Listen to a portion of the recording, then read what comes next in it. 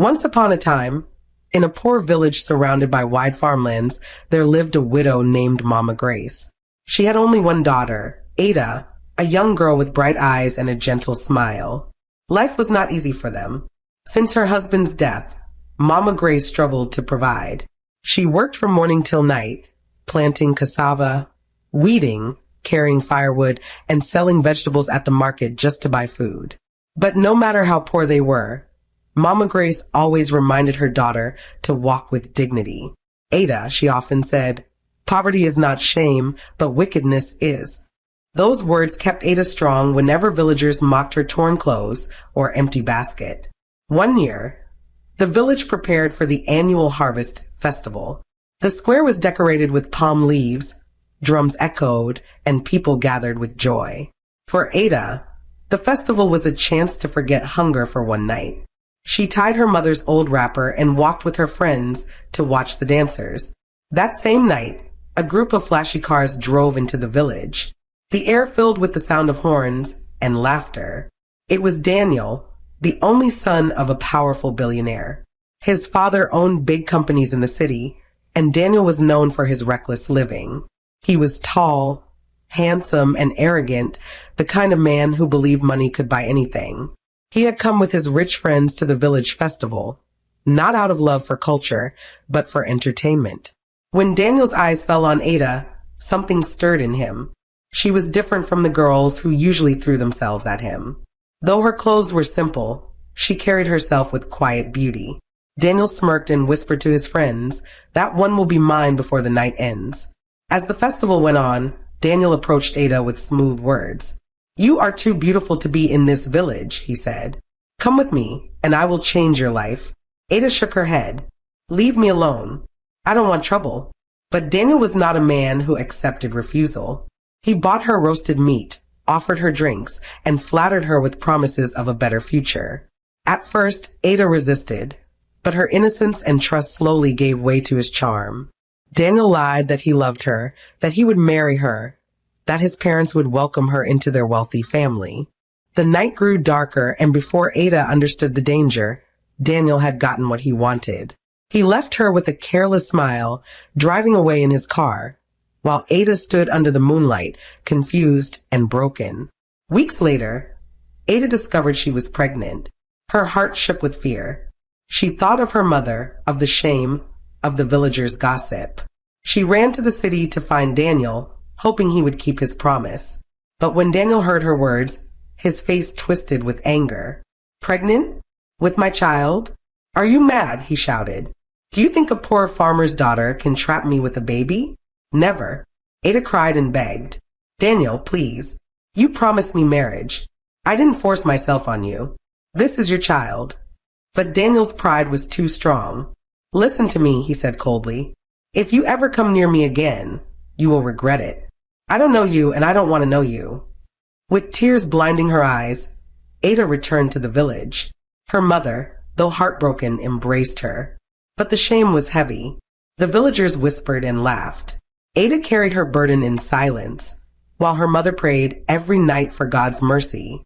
They did not know the worst was yet to come. The days in the village grew longer for Ada. Morning after morning, when the sun rose and women carried their baskets to the farm, whispers followed her. The swelling of her stomach could no longer be hidden. At first, she tied wrappers tightly around her waist, but the truth pushed its way out, as life always does. "Have you seen her?" Women whispered at the stream, their laughter cruel. The poor farmer's daughter, pregnant for someone she cannot name. She wanted to trap a rich man. Now look at her, disgracing her mother. Their words cut Ada like sharp knives. Whenever she bent to fetch water, she could feel their eyes burning holes into her back. She tried to be strong, but tears rolled silently into the clay pot she carried. Mama Grace suffered too. She was a widow, and her only pride had been her daughter's innocence. Now she watched Ada walk through the village with her head bowed. The mocking voices of neighbors were louder than drums. Yet Mama Grace never lifted her hand against Ada. Instead, she sat beside her every night, placing her thin hands on Ada's belly. "My child," she whispered, "a mistake does not end your life. This baby is innocent. You must carry it with courage. Do not fear the laughter of men. Their voices will fade, but your dignity must remain. But Ada's heart was restless. She could not forget Daniel. His smooth lies haunted her. She remembered the glint in his eyes, the promises of love, the false warmth in his voice. One evening, she begged her mother, "Let me go again to the city. I must see him. Maybe if I cry before him, he will change his mind." Mama Grace's heart trembled, but she could not chain her daughter.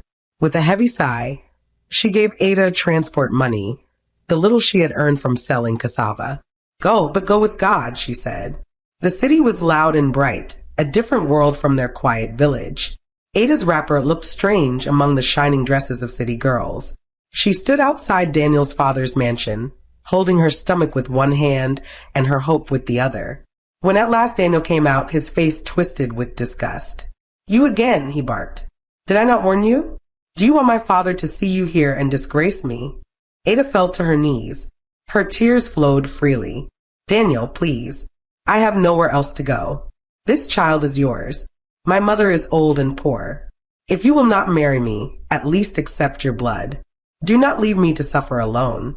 Daniel's eyes hardened like stone. He glanced around quickly, afraid the guards might overhear. Then his voice dropped to a cold whisper. "You think you can shame me? You worthless thing. Leave this place, or you will regret it." But Ada clung to his feet, crying louder. "Daniel, please, for the sake of this child." He shoved her away so roughly that she fell to the ground. "Listen carefully," he said, pointing a finger at her face. "If you return here again, I will make sure you disappear from this earth." The guards laughed as Ada staggered to her feet, dust on her wrapper, tears staining her cheeks.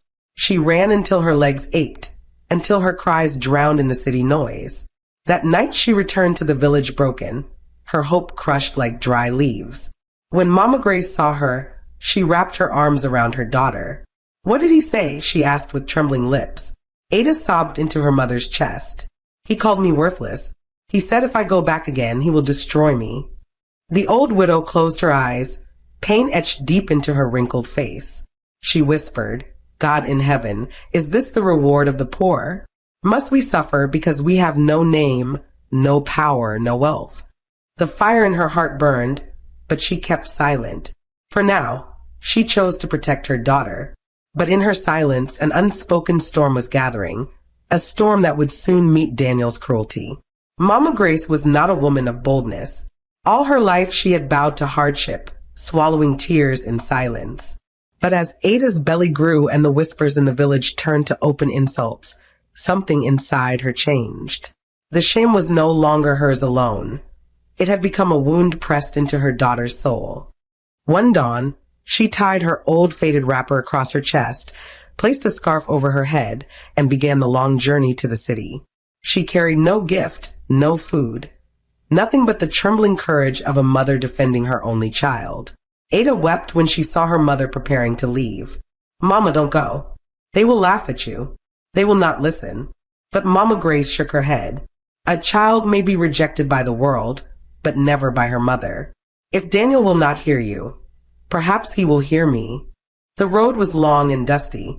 She walked for hours, resting only under mango trees by the roadside. Her legs ached. Her breath was heavy, but her heart pushed her forward. By evening, she stood before the mighty gates of the billionaire's mansion. The iron bars were taller than palm trees, shining in the sunlight. Cars moved in and out, guarded by men in black suits. When the guards saw the poor widow standing barefoot in the dust, they laughed. "Woman, what do you want here? This is not a market square." With trembling lips, Mama Grace said, "Please, I must speak with Daniel and his father. Tell them the mother of Ada has come." The guards exchanged mocking glances. One shouted into his walkie-talkie, and soon Daniel appeared, wearing a fine white shirt and gold watch. His face darkened when he recognized her. "You again? First your daughter, now you? Is this how desperate you poor rats are?" Mama Grace knelt on the ground, dust clinging to her wrapper. "Daniel, I beg you, have mercy. My daughter carries your child. If you will not marry her, at least accept the baby. Do not let us suffer shame. She is young. Her life should not be destroyed." Daniel sneered. "Destroyed? She destroyed herself the day she came near me. And you think I will take responsibility for a mistake? Never. At that moment, his father, Chief Williams, stepped out of the mansion. He was a tall, heavy man with silver hair and eyes that commanded fear. Behind him trailed servants carrying briefcases. When he saw the scene, he demanded, "What is this noise at my gate?" Daniel quickly answered, "Father, this is the mother of a village girl who claims I made her daughter pregnant. She has come to beg." Chief William's face turned to stone. He looked Mama Grace up and down as though she were dirt on his shoe. "Is this true, woman?" Mama Grace pressed her forehead to the ground. "Yes, sir. My daughter Ada, she is with child. Daniel is the father. We are poor, but we are not liars. I beg you, do not let her suffer. She has no one else." For a moment there was silence. Then Chief William's voice thundered like a whip. "How dare you bring shame to my family's name? Do you know who I am? Do you know the empire I control? And you, a poor widow, dare to stand at my gate with this nonsense?" Mama Grace's tears fell freely. "I beg you, sir. We are human too. If not for me, then for the child. Your blood is in her womb." Chief Williams turned sharply to his guards. "Remove this woman. Let her never be seen here again. If she returns, you know what to do." The guards grabbed Mama Grace by her arms and dragged her across the ground. She screamed, "Daniel, remember your child. Do not kill your own blood with wickedness." But Daniel only turned away, embarrassed by the neighbors watching. Thrown out into the dust, Mama Grace lay there until night fell. When she finally staggered home, her heart was broken, but her spirit had tasted something darker than poverty, the wickedness of the powerful. And from that day, the cruelty of Daniel and his father would no longer remain in words. Soon, their actions would strike like lightning against the poor widow and her daughter. The words of Chief Williams did not end at the mansion gate. In his heart, he carried a pride too large to bend. To him, poverty was filth, and people like Mama Grace and her daughter were pests to be crushed. The very night Mama Grace returned to the village, her body weak and dusty, Chief Williams called his son into his study. The room was filled with expensive furniture, shelves of books that had never been read, and a glass table that reflected the light of a golden lamp. "Daniel," Chief Williams said, his voice cold, "we cannot allow the scandal to grow. If word spreads that a poor farmer's daughter carries your child, it will stain our family's name. People will laugh at us. Investors will question our discipline. This must end now." Daniel leaned back in his chair, swirling a glass of wine. "Father, she is stubborn. I told her to stay away, but she came again. She and her mother will not stop until they get something from us." Chief William's eyes narrowed. "Then make sure they stop. Permanently. I will not have my empire dragged into the mud by beggars." Daniel smirked, though a flicker of unease crossed his face. "What do you mean?" His father leaned forward, lowering his voice. "Send the men. Destroy their house. Strip them of whatever little they depend on. Let them learn what happens to those who challenge lions while living as ants." Daniel hesitated only a moment. Then he nodded. "As you wish, father." In the village, Ada lay awake beside her mother. The night was cold, and the thin raffia roof could not stop the wind. Mama Grace covered her daughter with her own wrapper, whispering, "Sleep, my child. Tomorrow will be better." But tomorrow would never come. Close to midnight, the sound of heavy boots thundered into the village. Black jeeps parked near Mama Grace's mud house. Men in dark clothes stepped out, carrying sticks and iron bars. Their faces were hidden, but their mission was clear. Ada sat up, fear gripping her chest. "Mama, what is happening?" Before Mama Grace could answer, the door burst open with a violent kick. The guards stormed in, their voices sharp. "Out! Out now!" Mama Grace knelt before them. "Please, we are poor women. We have done nothing wrong. Have mercy." One of the guards shoved her aside.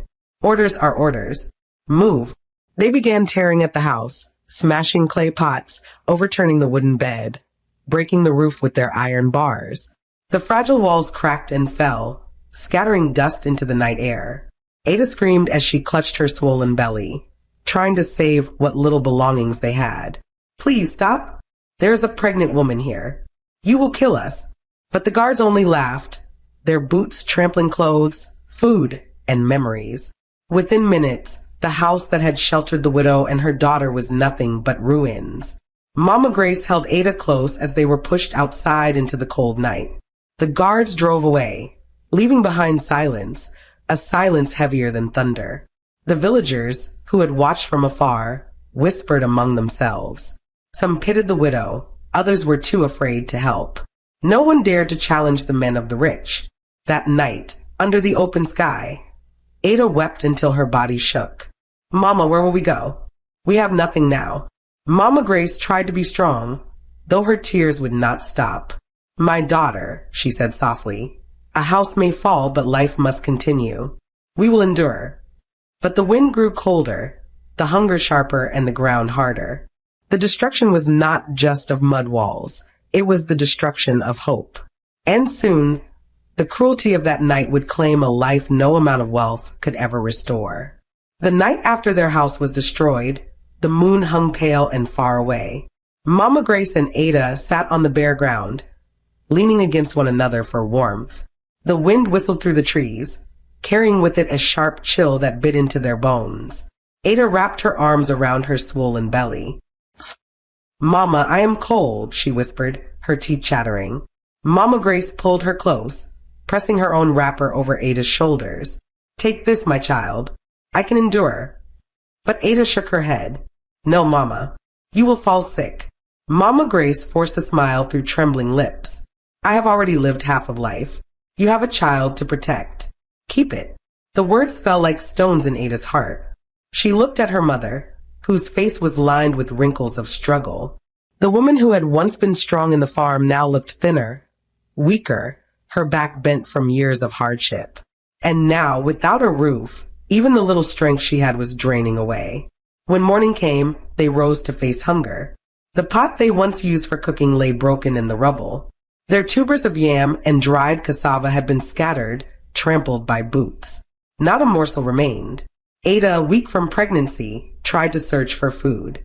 She went from neighbor to neighbor, but doors were shut against her. Some only opened halfway, whispering with pity. Others mocked her boldly. "Is it not her fault?" one woman said loudly. She wanted to climb above her level. "Now see where it has brought her." Ada's eyes stung with tears. She begged, "Please, even a handful of Gary. My mother is weak. She has eaten nothing since yesterday." But the woman folded her arms. "Go to the father of your child. Is he not rich? Why disturb poor people like us?" With empty hands, Ada returned to her mother. Mama Grace was sitting on a broken log, staring into the distance. Her lips were dry, her face pale. Ada knelt before her, sobbing. "Mama, forgive me. If not for me, you would not be suffering like this." Mama Grace stroked her daughter's hair weakly. "No, Ada. Do not carry all the blame. The wickedness of men is greater than your mistake. But we must not give up. Even if the world denies us food, we must trust that heaven sees." But heaven's answer did not come quickly. Day turned to night again, and the cold grew harsher. Without mats or blankets, they lay on the bare earth, their bodies shaking. Ada tried to shield her mother, but Mama Grace coughed through the night, her body shivering uncontrollably. By the third day, her strength was fading. She could barely stand, and her voice became faint. "Ada," she whispered, "if I close my eyes and do not wake, promise me you will fight for your child. Do not let this wickedness destroy you completely." Ada clung to her mother, weeping uncontrollably. "No, Mama, you will not die. Please hold on. I will find something for us to eat. I will beg again." She rushed out, knocking on more doors, pleading in the market, even offering to fetch water or wash plates just for a handful of food. But people looked away. To them, she was cursed, a lesson to other girls who dreamed of the rich. When Ada returned, her hands were still empty. She found Mama Grace lying weakly, her eyes half closed. Ada fell beside her, shaking her shoulders. "Mama, stay with me. Please don't leave me." Mama Grace opened her eyes slowly. With the last of her strength, she smiled at her daughter. "Do not cry, my child. Remember, I love you." That night, under the cruel wind, hunger and cold took Mama Grace's life. Ada's wail pierced the silent village, a cry of sorrow that no one came to comfort. The neighbors listened from behind closed doors, their hearts heavy with either guilt or fear, but none dared to step out. By dawn, the widow who had once bent her back in the farm, who had endured hunger for years, who had shielded her daughter from shame, lay lifeless on the ground. Ada, broken and alone, clutched her mother's body and whispered, "Daniel, you have killed us. You have killed my mother." And from that moment, sorrow turned to a seed of bitterness in Ada's heart, a seed that would grow with time. The morning after Mama Grace's death, the village woke to the sound of Ada's cries. Her voice, raw with grief, carried across the fields like a mourning bird. Some villagers came to the edge of the compound to see what had happened, but none stepped forward. They whispered from a distance. "She is dead," one said. "Hunger and cold have finished her," another replied. "Did we not warn Ada? This is the price of shame." Their words stung, but Ada no longer cared. She lay on the ground, her mother's lifeless body in her arms, rocking back and forth. Her hair was loose, her wrapper dirty with dust, and her eyes swollen from sleepless nights. "Mama," she whispered again and again, "wake up. Don't leave me. You promised to stay. How can I carry this pain alone?" But Mama Grace's silence was heavy, final. The warmth of her embrace was gone, leaving Ada with nothing but the bitter truth. She was alone in the world. By midday, a few kind-hearted neighbors, moved by pity, helped dig a shallow grave under a mango tree at the edge of the farm. No coffin, no fine cloth, only the earth itself to cover the woman who had lived and died in poverty. Ada, trembling with sorrow, watched as her mother was lowered into the ground. She screamed until her voice broke, her hands clawing at the soil as though she could pull her back. "Let me go with her." Ada cried, "I cannot live without you, Mama. Take me too." The women held her back gently. One old woman whispered, "My daughter, the living must endure. Wipe your tears. Your mother has rested. You must carry her memory now." But Ada could not be comforted. As the earth swallowed her mother, bitterness swallowed her soul. The days that followed were darker than nights. Without her mother's sheltering arms, Ada wandered the village like a shadow. She had no home, no food, no family. Some villagers pitied her, offering her small scraps, a little Gary, a piece of firewood. But many turned their faces away, shaking their heads. "Let her suffer," they said. "Perhaps others will learn from her mistake." Her pregnancy grew heavier, and with it, the burden of shame. Children mocked her when she passed, singing cruel songs. Women whispered behind her back. Even men laughed openly, calling her Daniel's discarded toy. At night, she slept on cold floors, sometimes under abandoned sheds, sometimes beside the graveside where her mother lay. She would place her hand on the mound of earth and whisper, "Mama, I am here. Protect me if you can. Give me strength to face this cruelty." Her body grew weaker, but her heart began to harden. Each day, as she endured hunger and insults, her thoughts returned to Daniel. She remembered his laughter as he walked away, his threats, his father's cold words, the guards who tore down their home. Her pain turned into a quiet fire, burning deep in her chest. "This child will live," she said one evening as she sat alone under the tree. "And one day, Daniel will know the truth. One day, the world will see the wickedness he has done. He will not laugh forever." But for now, survival was all she could manage. Her hands shook with weakness, her stomach cramped with hunger, her heart broke with loneliness. Yet through it all, she pressed her palm to her belly and whispered to the unborn child, "You are all I have now. I will not let them destroy you too." The villagers thought Ada had been broken completely, but they were wrong. In her silence, something was forming, not joy, not peace, but a fierce determination born out of pain. And though she was alone, she carried inside her not just a child, but a seed of vengeance against the cruelty that had destroyed her life. Far away in the city, Daniel lived as though nothing had happened. The destruction of a mud house, the tears of a poor widow, the death of a mother meant nothing to him. He was surrounded by wealth, friends, and pleasures. Expensive cars lined his father's compound. Music and laughter filled his nights. Wine flowed, and women gathered around him, drawn by his money and charm. To Daniel, life was a game. His father's empire was his shield. No one questioned his actions. No one held him accountable.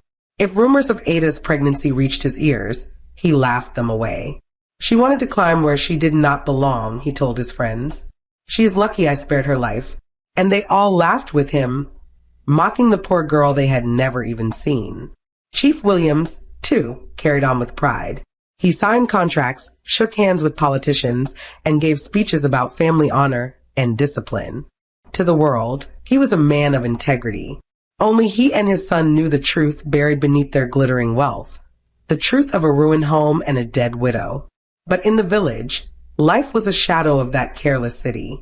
Ada walked through days of hunger with her stomach heavy and her heart heavier still. She had no father to protect her, no mother to comfort her, no house to shelter her. The grave of Mama Grace was her only place of rest. Often she sat there at dusk, speaking softly to the mound of earth. Mama, the world has forgotten me. They think I will die like you. But I will not. I will live for this child. I will live even if it breaks me. The villagers' cruelty did not end. Women pointed at her in the market. Men mocked her with cruel songs. Children ran behind her, laughing and calling her the abandoned wife of the rich. Yet Ada's silence grew like armor. Where once she wept openly, now she pressed her lips together and endured. Each insult she swallowed became fuel for the quiet fire burning within her. One night, as the moon glowed faintly behind clouds, Ada lay on the cold earth beside her mother's grave. Her body shivered from the night air, and her stomach groaned from emptiness. She placed her hand on her belly and whispered to her unborn child, "Your father may be rich, but he is wicked. He will never claim you. But I will raise you with whatever little strength I have. You will not grow up to be ashamed of me. You will be my reason to live." Tears slid down her face, but they no longer felt like weakness. They felt like promises. In the city, Daniel celebrated his birthday with great noise. Guests filled the hall, dressed in fine clothes. Music thundered, and lights sparkled across crystal glasses. Daniel, drunk with wine and arrogance, stood before his friends and raised his voice. "Look at me," he shouted, laughter in his tone. "I am the son of Williams. Who can bring me down? No one. The poor are beneath me. They are like dust under my feet." The crowd cheered, clapping and laughing. To them, Daniel was a prince who could do no wrong. But beyond the shining lights of the city, under the dark sky of the village, a poor pregnant girl whispered into the cold wind, "One day, Daniel, you will see. Heaven does not sleep. The poor have no power, but God hears their cry." And as Ada's words faded into the night, the story of cruelty was not ending. It was only waiting for its turn to return upon those who had sown it. The rains returned to the village. Heavy drops fell from the sky, soaking the red earth and turning the paths into rivers of mud. For Ada, each drop felt like a reminder of her loneliness. She had no roof to shield her, no arms to wrap around her, no voice to call her daughter anymore. One night, as thunder rolled across the sky, Ada felt a sharp pain in her belly. She clutched her stomach and staggered to the side of her mother's grave. Her breath came in short gasps, her body trembling with fear. "It is time," she whispered, tears mixing with rain on her face. "Mama, help me. I cannot do this alone." The pains grew stronger, tearing through her body like fire. She cried out into the night, her voice carried by the wind. But no one came. The villagers heard her wails, but most turned their faces away. Some shook their heads in silence, saying, "It is her punishment." Hours passed. Alone, on the wet ground, Ada struggled between life and death. She pressed her forehead to the earth, begging for strength. Her hands clawed at the mud as another wave of pain gripped her. And then, at last, a sound broke through the storm, the cry of a newborn child. Weak, shivering, but alive, Ada cradled the small, slippery body against her chest. The baby's wail pierced the night, louder than the thunder, sharper than the rain. In that moment, something inside Ada shifted. Despite her sorrow, despite her brokenness, she felt a spark of purpose. "My child," she whispered, kissing the baby's forehead, "you are the reason I will live. You are all I have now." By dawn, word spread through the village. Ada had given birth. Some women finally came, carrying cloths and warm water. They wrapped the baby and cleaned Ada's trembling body. Though their help came late, they could not ignore the innocent cry of a child. The villagers gathered, peering at the tiny boy in Ada's arms. His face was small, but his wail was strong. And among the whispers, one truth passed from mouth to mouth. This is Daniel's son. Some pitied Ada. Others still mocked. But none could deny that the blood of the rich now lay in the arms of the poor. Far away in the city, Daniel laughed in another party hall. Wine flowed, music thundered, and women danced. He had forgotten Ada completely. To him, she was a shadow that had long disappeared. But shadows have a way of returning. For while he lifted his glass in pride, his own son lay in a broken village hut, wrapped in rags, cradled by a mother he had cast aside. That night, as Ada watched her baby sleep, she whispered through her tears, "Daniel, you destroyed my house. You killed my mother. You left me to die. But this child is alive. He is proof of your cruelty, and one day he will know the truth." She pressed the baby close, her heart heavy but determined. The road ahead was uncertain, filled with hunger and pain. Yet in her arms, she held the only light left to her. The story of wickedness was not over. It had only begun to plant its seeds, seeds that would grow into lessons the world could never forget. Power may crush, but it cannot silence the cry of the innocent. Wealth may destroy, but it cannot erase the memory of the wronged. And when the poor weep, heaven listens. Under the mango tree where her mother slept, Ada made a vow. They thought they ended us, but as long as this child lives, our story will live too. And the wind carried her words into the night, a quiet promise of justice yet to come.